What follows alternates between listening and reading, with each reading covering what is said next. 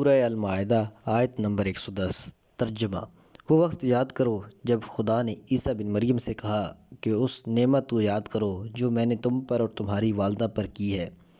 جب میں نے روح القدس کے ذریعے تیری تقویت کی تو گہوارے میں اور بڑے ہو کر لوگوں سے گفتگو کرتا تھا،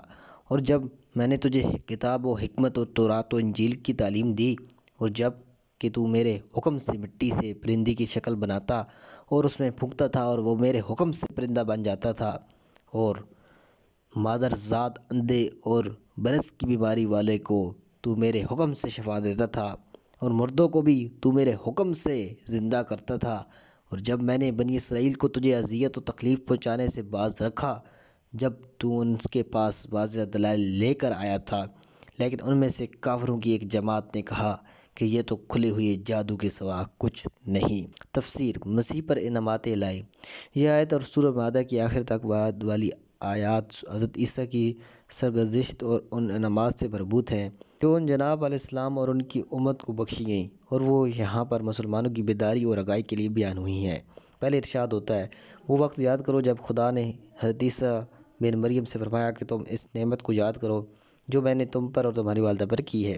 اس تفسیر کے مطابق اوپر والی آیت ایک مستقل بحث شروع کر رہی ہے جو مسلمانوں کے لیے تربیتی پہلو رکھتی ہے اور اس کا اس دنیا کے ساتھ رابطہ ہے، لیکن بعض مفسرین مثلاً طبرسی، بزاوی اور ابو الفتح رازی نے یہ احتمال دیا کہ یہ آیت پہلی آیت کا ضمیمہ ہے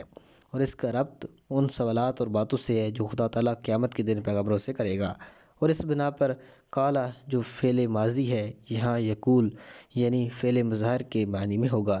لیکن یہ احتمال ظاہر آیت کے خلاف ہے، خاص طور پر جبکہ معمول یہ ہے کہ کس کے لیے نعمتوں کو شمار کرنا اس میں روح شکر گزاری زندہ کرنے کے غرض سے ہوتا ہے، جبکہ قیامت میں یہ مسئلہ زیر بحث نہیں آئے گا۔ اس کے بعد اپنی نعمات کا ذکر شروع کر دی ہے۔ پہلے کہتا ہے، میں نے تجھے روح القدس کے ذریعے تقویت دی ہے۔ روح القدس کے معنی کے بارے میں تفسیر نمونہ جلد اول میں تفصیل سے بحث ہو چکی ہے۔ خلاصہ یہ ہے کہ احتمال یہ ہے کہ اس سے مراد وحی لانے والا فرشتہ یعنی جبرائیل ہو، اور دوسرا احتمال یہ ہے کہ اس سے مراد وہی غیبی طاقت ہو جو حضرت عیسیٰ کو وہ معجزے دکھانے اور رسالت کے کام سر انجام دینے کے لیے تقویت دی تھی، اور یہ چیز انبیاء کے علاوہ اور دوسروں میں بھی ضعیف تر درجے میں موجود ہوتی ہے۔ نعمات الہی میں سے دوسری نعمت تجھ پر یہ ہے کہ روح القدس کی تائید کے ذریعے تو لوگوں کے ساتھ گہوارے میں اور پختہ کار ہو کر گفتگو کرتا تھا۔ یہ اس حقیقت کی طرف اشارہ ہے کہ تیری گہوارے کی باتیں بھی بڑے ہونے کے بعد کی باتوں کی مانند پختہ اور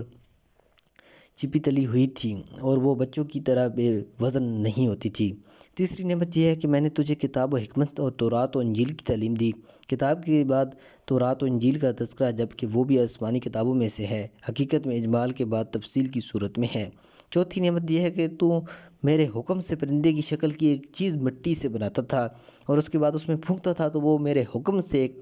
زندہ پرندہ ہو جاتی تھی۔ پانچویں نعمت یہ ہے کہ تو میرے اذہان سے مادرزاد اندھے اور برس کی بیماری میں مبتلا شخص کو شفا دیتا تھا، اور تو میرے اذہان سے مردوں کو بھی زندہ کیا کرتا تھا، اور بالآخر میری نعمتوں میں سے ایک اور نعمت تجھ پر یہ تھی کہ میں نے بنی اسرائیل کو تجھے نقصان پہنچانے سے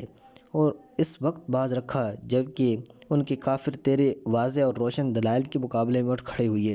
اور انہیں کھلا جادو کہنے لگے۔ میں نے اس تمام شرغل اور سخت اور ہٹ دھرم دشمنوں کے مقابلے میں تیری حفاظت کی تاکہ تو اپنی دعوت کو آگے بڑھا سکے۔ یہاں پر ایک بات خاص طور پر قابل توجہ ہے کہ اس آیت میں 4 مرتبہ لفظ بِإِذْنِ میرے حکم سے دہرایا گیا ہے تاکہ حضرت عیسیٰ کے لیے غلو اور ادائے الوہیت کی کوئی گنجائش ہی باقی نہ رہے، یعنی جو کچھ وہ انجام دیتے تھے اگرچہ بہت عجیب و غریب اور حیرت انگیز تھا اور خدائی کاموں کے ساتھ شباہت رکھتا تھا، لیکن ان میں سے کوئی بھی کام خود حضرت عیسیٰ کی طرف سے نہیں ہوتا تھا، بلکہ یہ سب کام خدا کی طرف سے انجام پذیر ہوتے تھے، اور وہ ایک بندہ خدا تھا اور خدا تعالیٰ کے تابع فرمان تھا، اور ان کے پاس جو کچھ تھا وہ خدائے لاعزل کی قدرت سے تھا۔ ہو سکتا ہے یہ کہا جائے کہ یہ تمام کی تمام نعمتیں حضرت عیسیٰ کے ساتھ مربوط تھیں، تو اس آیت میں ان نعمتوں کو ان کی والدہ جناب مریم کے لیے بھی نعمت شمار کیا گیا ہے۔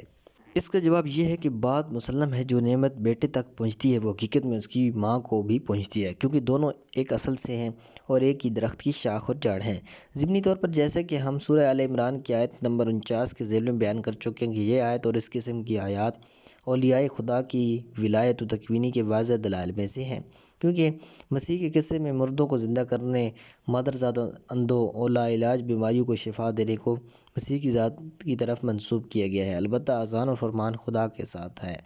اس تعبیر سے یہ معلوم ہوتا ہے کہ یہ بات عین ممکن ہے کہ خدا تعالیٰ عالم تکوین میں تصرف کرنے کے لیے اس قسم کی قدرت کسی شخص کے اختیار میں دے دے کہ وہ کبھی کبھی اس قسم کے اعمال انجام دے لیا کرے، اور اس آیت کی تفسیر انبیاء کے دعا کرنے اور خدا کی طرف سے ان کی دعا قبول ہونے کے ساتھ کرنا مکمل طور پر ذرائع آیات کے خلاف ہے۔ البتہ اولیاء خدا کی ولایت و تکوینی سے ہماری مراد اس کے علاوہ اور کچھ نہیں ہے، جیسے ہم اوپر بیان کر چکے ہیں، کیونکہ اس مقدار سے زیادہ کے لیے ہمارے پاس کوئی دلیل موجود نہیں ہے۔ مزید وضاحت کے لیے جلد دوم کی طرف رجوع کریں۔ تفسیر نمونہ جلد دوم صفحہ نمبر 125 اردو ترجمہ۔ والسلام علیکم ورحمۃ اللہ۔